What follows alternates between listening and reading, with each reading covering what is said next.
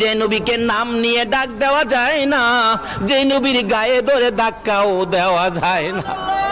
কিভাবে জিবরাইল ধাক্কা দিবে? জিবরাইল বলেন, আমি নিজে দেখেছি আমার নবী যখন কম্বল গায়ে দিয়ে ঘুমিয়ে থাকতেন, আমার আল্লাহ ডাকে, ইয়া আইয়ুহাল মুজাম্মিল, ও কম্বলওয়ালা বন্ধু। নবী যখন চাদর গায়ে দিয়ে ঘুমাইতো, আমার আল্লাহ ডাকতেন, ইয়া আইয়ুহাল মুদাসসির, ও চাদরওয়ালা বন্ধু। আমার আল্লাহ যেখানে নবীকে নাম নিয়ে ডাক দেয় না, কম্বলওয়ালা বন্ধু, চাদরওয়ালা বন্ধু বলে ডাকে, আমি জিবরাইল কিভাবে নাম নিয়ে ডাক দিব? যেই নবীকে নাম নিয়ে ডাক দেওয়া যায় না, গায়ে ধরে ধাক্কাও দেওয়া যায় না, আমি এখন কি করব? আমার আল্লাহ বলেন, জিবরাইল রে, তোর জিহ্বাটুকুন আমার নবীর পাও মুবারকে লাগাইয়া দে। জিবরাইল নির্দেশ মতো জিহ্বা বাহির করে পাও মুবারকে লাগাইলে ঠান্ডা ঠান্ডা ভাব। নবীজির ঘুম ভেঙে গেলে আমার নবী বলেন, তাকাইয়া দেখি জিবরাইল আমার পায়ের পাশে বসা।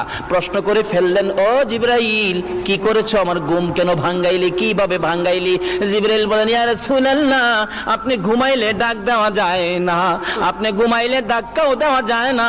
ওই যে দেখেন বুরাক অপেক্ষায় আছে আপনাকে নেওয়ার জন্য। হুজুর আল্লাহর বাড়িতে যাবেন, উঠেন, তাড়াতাড়ি উঠেন। আমাকে কিভাবে ঘুম ভাঙ্গালি? ঠান্ডা কি যেন লাগলো। জিবরাইল বলেন, হুজুর আমার জিহ্বাটুকুন বাহির করে আপনার কদম মোবারকে লাগিয়েছি। আমার নবী বলেন, এ কি করলে রে জিবরাইল? সকল ফেরেশতার সর্দার হইয়া তোর জিহ্বায় আমার পায়ে লাগাইলি। জিবরাইল বলেন, ইয়া রাসূলুল্লাহ, আমি সকল ফেরেশতার সর্দার হতে পারি গো, আপনি নবীর পায়ের দুলির সামনে আমার কোনো পাওয়ার নাই। এই নবী পাইয়া বলুন আমরা খুশি না বেজার?